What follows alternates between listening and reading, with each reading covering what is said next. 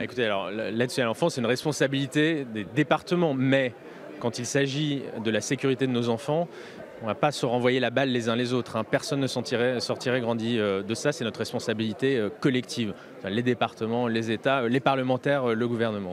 Donc, chacun doit prendre ses responsabilités. Chacun doit prendre ses responsabilités. Les départements, dans les contrôles qu'ils doivent effectuer dans les établissements auxquels ils ont délégué la protection de l'enfance et pour lesquels ils versent un certain nombre de moyens financiers, et puis l'État en assurant aussi son rôle de protection générale des personnes. Et c'est la raison pour laquelle de choses.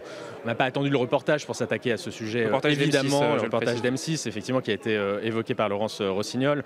Dès la stratégie de prévention et de protection de l'enfance que j'ai présentée le 14 octobre dernier, il y a toute une partie sur la création de normes nationales, de normes d'encadrement et de contrôle, car on voit bien, car elles n'existent pas et qu'on voit bien que ça pose un sujet. De la même façon, s'agissant des familles d'accueil, qui n'est pas du tout traité dans ce reportage, alors qu'il y a beaucoup d'enfants qui sont dans des familles d'accueil aussi, ce qu'on appelle les assistants familiaux. Là aussi, il y a un gros travail qui va être mené dès le mois prochain sur leur formation, leur statut, mais aussi un renforcement de l'agrément et des modalités de contrôle. Et puis par ailleurs, si vous me permettez, j'ai demandé au préfet dès dimanche soir de se rapprocher des présidents de conseils départementaux pour vérifier deux choses. D'une part, que les procédures de remontée des événements qui mettent en danger les enfants, ces procédures existent bien, car c'est une obligation légale, remontée de signalement vers le préfet et les services de l'État. Et par ailleurs, que les départements aient bien mis en place un plan de contrôle, justement, et de contrôle inopiné dans ces établissements. Sous 3 mois, les préfets vont me faire une synthèse de l'ensemble de ces informations.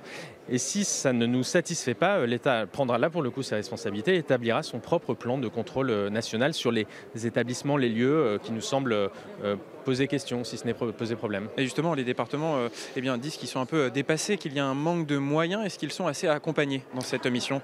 Écoutez, depuis un an, nous sommes tous mis autour de la table. Il y a des concertations qui sont lancées. Ça concerne l'État. Et quand je dis l'État, j'ai eu à cœur, parce que c'était une nécessité, de mobiliser tous les ministères impliqués. Parce que quand il y a des problèmes de déscolarisation des enfants, même si c'est des problématiques très complexes, c'est à nous, avec l'éducation nationale, on doit trouver des solutions. Quand il y a les problèmes de santé, parce que la santé de ces enfants est moins bonne que la santé des autres gamins de leur âge, c'est à l'État de prendre ses responsabilités. C'est la raison pour laquelle, d'ailleurs, nous avons instauré dans le précédent budget de la sécurité sociale un bilan de santé obligatoire à l'entrée en protection de l'enfance. De la même façon, la pédopsychiatrie que j'évoquais en séance dans l'hémicycle à l'instant, là aussi, l'État doit réinvestir massivement dans la pédopsychiatrie dont on sait qu'elle est complètement à terre dans notre pays. Donc oui, c'est tous ensemble, de toute façon, que nous devons améliorer la situation et garantir une sécurité et un avenir à ces enfants.